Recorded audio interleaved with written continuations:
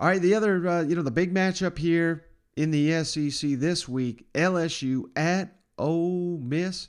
They're throwing out the full parade here for the Manning family. If you missed it, I'll throw it up here on the screen on the YouTube channel. But Ole Miss has painted the end zones, doing Manning. Because they're doing Eli Manning's. They're retiring his number during this game. They're hosting Arch Manning, 5-star quarterback. How convenient. While he's in the stadium, it says Manning. But, hey, it's all part of the master plan down there to be sure. And, you got to assume that Ole Miss is going to try to make this the biggest blowout they possibly can, given the fact that it's going to be Honor Eli Day. We got Matt Corral. He needs some big games here. He may already be the Heisman frontrunner, but he needs him a multiple touchdown, 400-yard day type performance to keep that momentum going, potentially get a little bit closer to locking that thing up. And LSU, for all, say what you want about them, they have apparently righted the ship. I know it's just 1 week here, but they made quick work of the Florida Gators and particularly that run defense. And last time I checked, I think Florida's got a better defense than Ole Miss. So, give Ole Miss, LSU a fighting chance against this Ole Miss defense. Certainly the more consistent team this season has been Ole Miss. So, some pressure here, certainly on Lane Kiffin and company to make quick work of Coach O and the LSU Tigers, who have been floundering for much of the season. And now it's Eli Manning Day. It's Arch Manning Day. So, hey, it's going to be interesting to see how that plays out and if Ole Miss can continue the hot streak or, what. They've just played 100 plays against Tennessee in such a grueling and emotional game. Does that take anything out of them this week? I don't know. It remains to be seen. But there are a lot of factors going into this one. This is a rivalry game that LSU has dominated for years and years. Can Ole Miss flip that script this weekend? It's got to be this weekend. Otherwise, I don't know. Imagine LSU hires the right coach. I'm out here saying they should hire Lane Kiffin.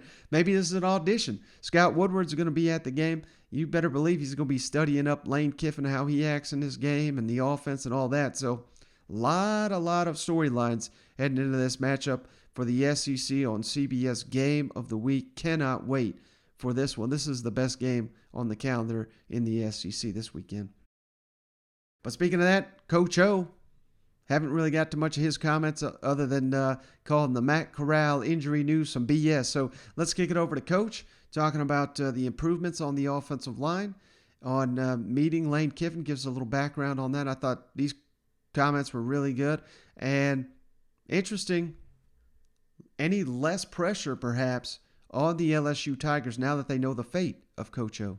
And we've sort of gone over it a lot, I guess, but like the offensive line, I mean, you call it, the most improved position group. Just how has this changed really so fast?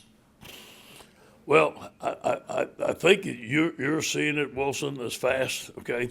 But I've seen it in practice in little increments. And it's, ever since Coach Davis has come, and I know what he's trying to teach him, and I know the difference between him and Coach Craig.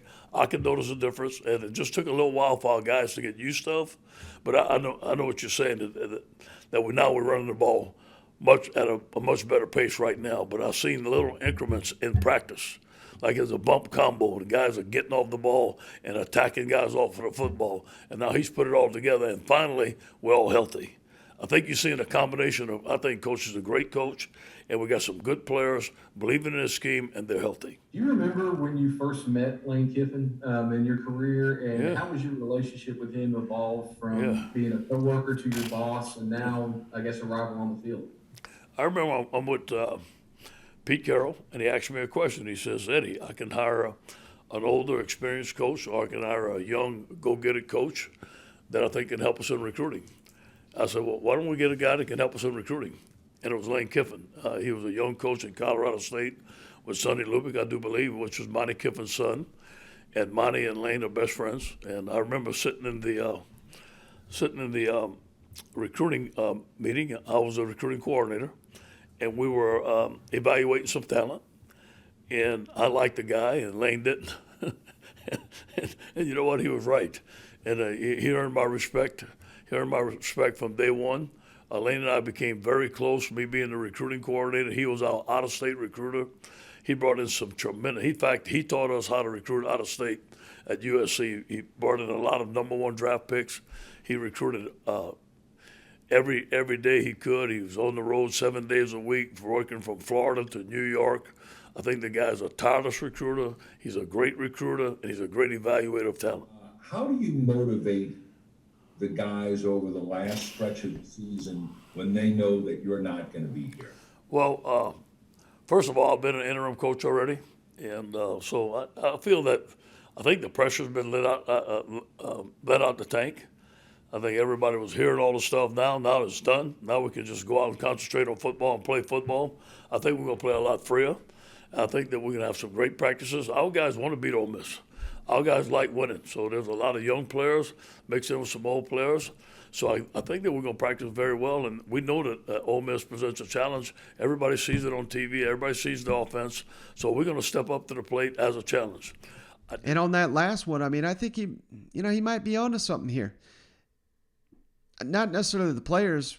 I don't know how much pressure they had on him, but they had to constantly hear about Coach O and his job security and fans wanting him out. And hell, I know LSU people that were rooting against the Tigers the last couple of weeks because they want to see Coach O gone, because they want to see the program headed in the right direction. So now you're seeing a lot of these people come around and say, well, hell, this is a Louisiana guy. He delivered us a championship.